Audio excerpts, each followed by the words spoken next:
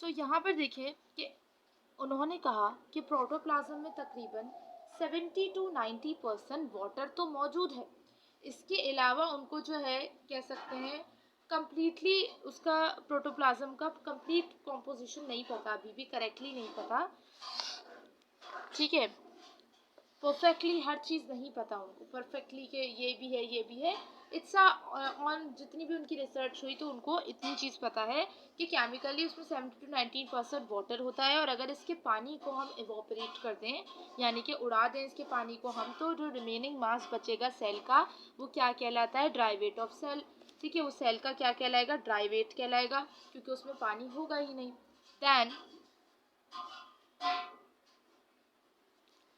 Then हमारे पास point आता है कि ये जो ड्राई वेट है सेल का जो ड्राई वेट है, दिस ड्राई वेट, सेल का जो ड्राई वेट है consist of many carbon containing long chain molecules. इसके अंदर बहुत सारे carbon containing long chain molecules होते हैं, ऐसे मॉलिक्यूल्स होते हैं जो कि चेन फॉर्म बनाए हुए होते हैं, लॉन्ग लॉन्ग उन्होंने चेन्स बनाई हुई होती हैं, और उन मॉलिक्यूल्स में कार्बन होता है। अब हम ये बात जानते हैं कि जिन मॉलिक्यूल्स जैसे चेन मॉलिक्यूल्स होते हैं जिनमें कार्बन होता है तो वो ऑर्गेनिक मॉलिक्यूल्स होते हैं, ये हम क्लास 10th की केमिस्ट्री में पढ़ चुके हैं। बट फिर भी मैं आपको बता देती हूँ कि ऑर्गेनिक कंपाउंड्स वो होते हैं जिनमें हमारे पास कार्बन मौजूद होता है। ठीक है, so carbon containing long chain molecules हैं, ठीक, जो कि ऑब्वियसली ऑर्गेनिक मॉलिक्यूल्स होंगे। ठीक है, अब इन carbon containing long chain molecules, ऐसे मॉलिक्यूल्स जिन्होंने लंबी लंबी चेन्स बनाई हैं, आपस में बॉन्ड्स बना बना के चेन फॉर्म्स की हैं और उनमें कार्बन भी मौजूद है, उनको हम बायोमॉलिक्यूल्स कहते हैं, जो हमारे सेल के ड्राई वेट में मौजूद हैं। सेल के ड्राई वेट में मौजूद है, अगर सेल में से पानी को निकाल दिया जाए तो बाकी चीज़ें ये हमें मिली उसमें से कि उसमें जो है लॉन्ग चेन मॉलिक्यूल्स हैं जिनमें कार्बन होता है, और हमने उनको बायोमॉलिक्यूल्स दिया क्योंकि वो बायोमॉलिक्यूल्स क्या हैं, वो बायोमॉलिक्यूल्स ऐसे मॉलिक्यूल्स हैं जो कि लाइफ की बेसिस होते हैं, जिनके बिना लाइफ एग्जिस्ट नहीं करती है। ठीक है, और ये एक तरह के ऑर्गेनिक मॉलिक्यूल्स होते हैं। नेक्स्ट पे मूव करते हैं। सो हमारे पास आता है कि so the compounds produced by living organisms are called biomolecules. तो अगर हम बात करें the compounds produced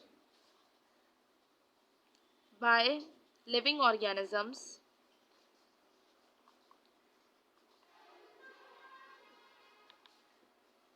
are called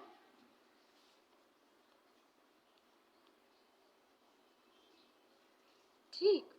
अब यहाँ पे बात की गई है कि जो कंपाउंड्स जो लिविंग ऑर्गेनिजम्स प्रोड्यूस करते हैं, लिविंग ऑर्गेनिजम्स में प्रोड्यूस होते हैं, लिविंग ऑर्गेनिजम्स प्रोड्यूस करते हैं, वो बायोमॉलिक्यूल्स होते हैं, क्योंकि हमारे लिविंग, हाँ ठीक है, सो जो कंपाउंड्स हमारे लिविंग ऑर्गेनिजम्स प्रोड्यूस कर रहे हैं, जो भी कंपाउंड्स प्रोड्यूस कर रहे हैं, अभी आपको आगे पता चलेगा जिसमें कार्बोहाइड्रेट्स प्रोटीन्स वगैरह चीज़ें आती हैं, तो ये जो भी कंपाउंड्स हमारे लिविंग ऑर्गेनिजम्स प्रोड्यूस कर रहे हैं, लिविंग ऑर्गेनिजम्स में जाकर ये सारा जो भी प्रोडक्शन हो रहा है इन चीज़ों का,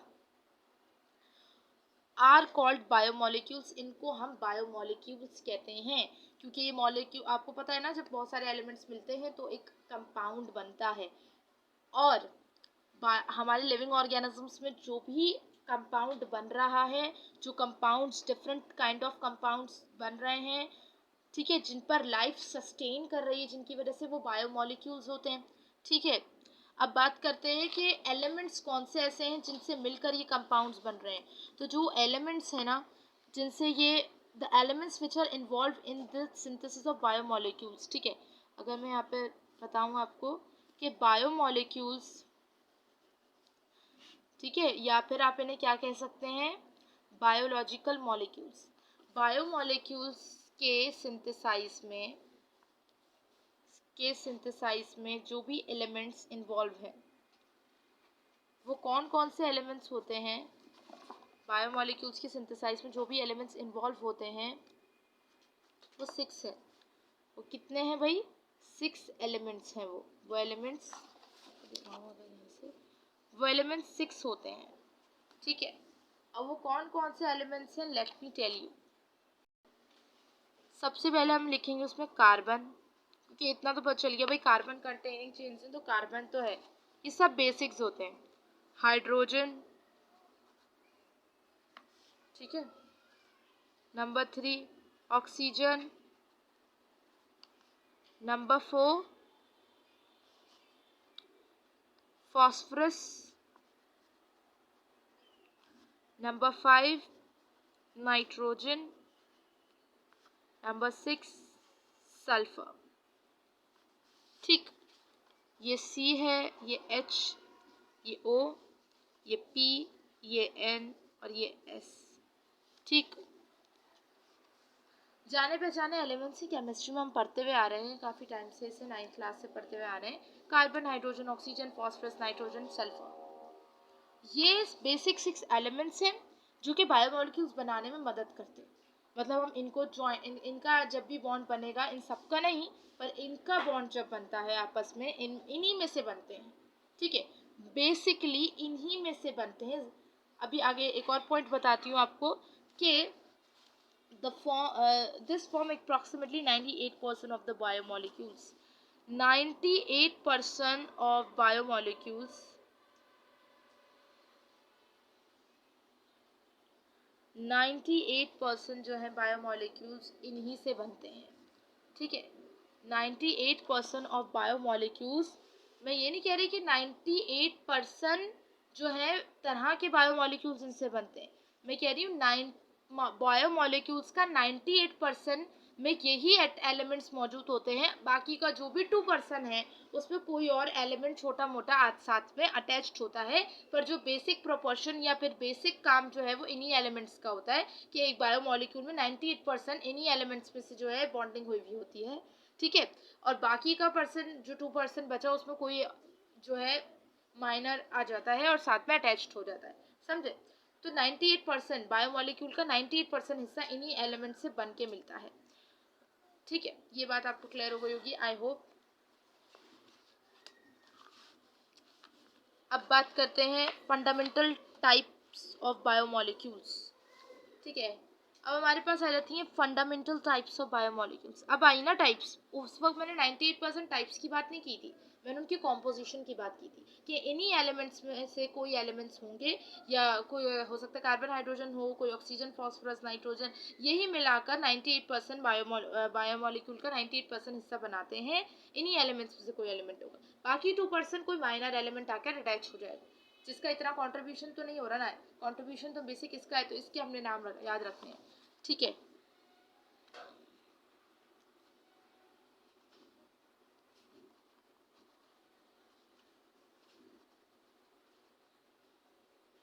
ठीक है,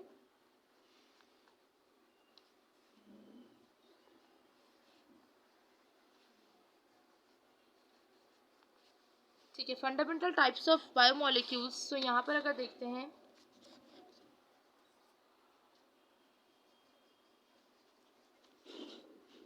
biomolecules can be divided into following groups according to variability in their structures and functions in cells and organisms, ठीक है। अब यहाँ पर बात की गई कि बायोमोलिक्यूल्स को डिवाइड किया गया है इन कुछ ग्रुप्स के अंदर, किसके अकॉर्डिंग, अकॉर्डिंग टू वेरिएबिलिटी उनके स्ट्रक्चर्स में, बायोमोलिक्यूल्स के स्ट्रक्चर्स में, उनके फंक्शंस में। सेल के अंदर ही बायोमोलिक्यूल्स मौजूद होते हैं, हमें बात पता है, बिल्कुल ठीक।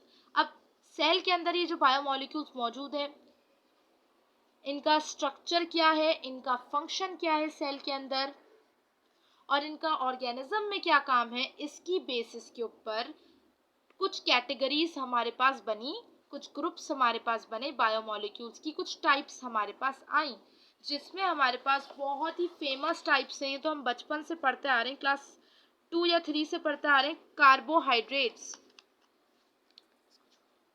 कार्बोहाइड्रेट्स, ठीक है। नंबर 2 पर है हमारे पास लिपिड्स, नंबर 3 पर हमारे पास आता है प्रोटीन्स, प्रोटीन्स होता है, ठीक है। देन आता है नंबर 4 पे न्यूक्लिक एसिड, जो कि डीएनए में होता है, उसके बाद नंबर 5 पे आता है कॉन्जुगेटेड मॉलिक्यूल्स। इनमें कुछ चीज़ें नहीं लग रही होंगी आपको, ठीक है। लिपिड्स आपको पता है फैट्स से रिलेटेड होते हैं, कार्बोहाइड्रेट्स आपको पता है एनर्जी गिविंग फूड्स में होता है, कार्बन का है ये सारी चीज़ें आपको अभी आगे बताऊंगी क्योंकि चैप्टर ही इन पर बेस करता है। आपके पास डिटेल्ड टॉपिक्स हैं carbohydrate, lipid, protein, nucleic acid, conjugated molecules का, तो इनका इंट्रोडक्शन मैं यहाँ नहीं दूंगी, जैसे जैसे हम पढ़ते जाएंगे तो और अच्छा समझ आएगा, ठीक। नेक्स्टली मूव करते हैं, हमारे पास आता है एक छोटा सा चार्ट आ रहा है, ये देखो चार्ट आ रहा है, ये जो चार्ट है यू कैन सी इट, ये रहा biomolecules, their units and linkages table 1.1। this is very important chart। ये चार्ट बहुत ज़्यादा इम्पोर्टेंट है मगर अभी हम इस चार्ट को नहीं पढ़ेंगे। रीज़न क्योंकि अभी हमने carbohydrates, lipids, nucleic acid, conjugated molecules, इनकी टाइप्स, ठीक है, इनके कॉम्पोजिशंस, इनके यूनिट्स, इनके लिंकेजेस, ये कुछ भी नहीं पढ़ा है, तो हमें ये चार्ट बिल्कुल भी समझ नहीं आएगा। लेकिन जब हम ये सब पढ़ लेंगे ना, तो जब हम इस चार्ट पर आएंगे तो ये चार्ट हमें बहुत आसानी से समझ आ जाएगा और याद भी हो जाएगा। तो चार्ट बहुत इंपॉर्टेंट है बट हम इसे लास्ट में पढ़ेंगे, अभी नहीं पढ़ेंगे, ठीक है। नेक्स्ट पे मूव करते हैं, तो यहाँ पर लिखा हुआ है कि there is a variation found in literature about the percentage of biomolecules present in the cell। It is because different cells within the same body have different amount of biomolecules। अब यहाँ पर ये बात की जा रही है कि एक हमने जब रिसर्च की तो हमें एक चीज़ पता चलती है कि एक वेरिएशन फाउंड हो रही है, यानी कि डिफरेंस फाउंड हो रहा है about the percentage of biomolecules present in the cell. Body में हमारे पास बहुत सारे सेल्स होते हैं, ठीक है, बहुत सारे सेल्स होते हैं हमारी बॉडी में, बिकॉज हम क्या है, एक मल्टी सेल्यूलर है, ठीक। तो हमारी बॉडी के अंदर बहुत सारे सेल्स हैं। अब जो डिफरेंट सेल वाली बॉडी है, उस सेल की बॉडी में अलग अलग किस्म के सेल्स मौजूद हैं और वो सेल हर सेल में जो परसेंटेज है बायोमोलिक्यूल्स जो प्रेजेंट होते हैं, कार्बोहाइड्रेट्स, लिपिड्स, ये वगैरह, प्रोटीन्स, इन सब का जो परसेंटेज है वो सेल वाइज सेल डिफर करता है क्योंकि हर सेल का फंक्शन स्ट्रक्चर अलग है। तो उस हिसाब से कॉम्पोजिशन भी उनका बायोमोलिक्यूल्स के परसेंटेजेस में, बायोमोलिक्यूल्स मौजूद हैं सेल में पर उनका परसेंटेज आपस में डिफरेंट करता है। हो सकता है एक सेल में 20% कार्बोहाइड्रेट होता है, दूसरे सेल में 30% कार्बोहाइड्रेट होता है, किसी में प्रोटीन 10% है तो किसी में 15% प्रोटीन है। तो ये डिफरेंस कर रहा है, वेरी कर रहा है परसेंटेज के accordingly.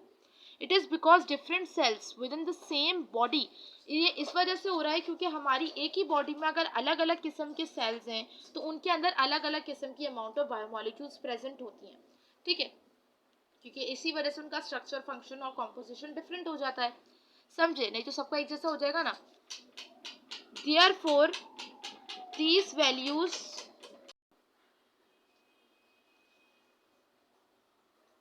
therefore these values are always taken as average values। इस वजह से इन वैल्यूज को हम एवरेजली लेते हैं, एवरेज वैल्यूज दी जाती हैं। यानी कि अभी हम नीचे क्या पढ़ने वाले हैं, bacterial cell and mammalian cell.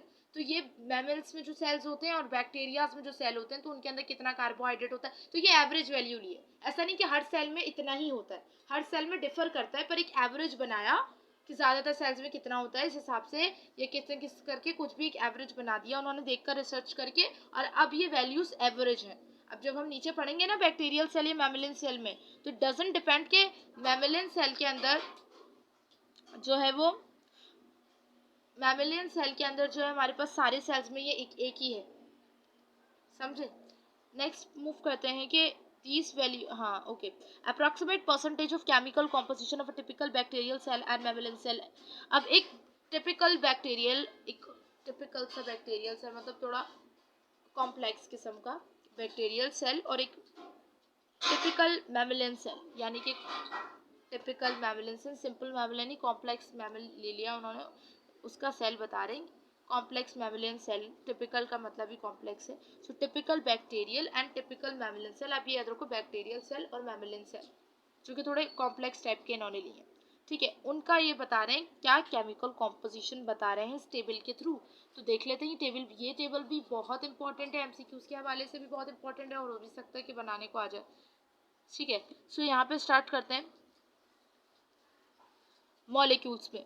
So molecules हमारे पास सबसे पहले वाटर है। बैक्टीरियल सेल में 70% वाटर है, मैमेलियन सेल में आप जानते हैं अभी पढ़ा 70% टू 90% होता है, तो यहाँ 70% वाटर एवरेज वैल्यू।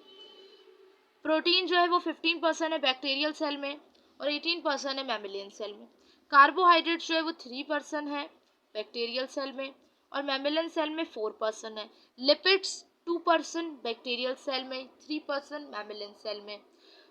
डीएनए यानी कि न्यूक्लिक एसिड, डीऑक्सीराइबोन्यूक्लिक एसिड, ये 1% बैक्टीरियल सेल में, 0.25% मैमेलियन सेल में। आरएनए 6% बैक्टीरियल सेल में और 1.10% मैमेलियन सेल में। ठीक है। इसके अलावा other organic compounds, different kinds of organic compounds भी मौजूद होंगे। सारे नहीं बताइए तो फेमस कैटेगरीज उन्होंने बताई ना आपको। कुछ और भी ऑर्गेनिक कंपाउंड्स होते हैं तो वो 2% है दोनों में। इनऑर्गेनिक आयंस, अब कुछ इनऑर्गेनिक आयंस होते हैं यानी कि जो ऑर्गेनिक नहीं होंगे, इनऑर्गेनिक होंगे, उनमें कार्बन नहीं होगा मौजूद, वो हाइड्रोजन भी नहीं होगा उनमें मौजूद, वो इनऑर्गेनिक होंगे। कार्बन हाइड्रोजन साथ में मौजूद नहीं होंगे उनके अंदर, तो वो इनऑर्गेनिक्स होंगे। तो इनऑर्गेनिक आयंस जिन पे चार्ज लगा हुआ है ऐसे किस्म के कंपाउंड्स, ठीक है, तो वो 1% दोनों में मौजूद होते हैं। तो ये टेबल आपको याद रखना है। ठीक है। अब हमारे पास यहाँ पर वीडियो को हम ख़त्म करते हैं और अगली वीडियो में हम नेक्स्ट टॉपिक को डिस्कस करेंगे। तब तक के लिए तब, तब तक के लिए अल्लाह हाफिज़, good bye, take care, meet you in the next video.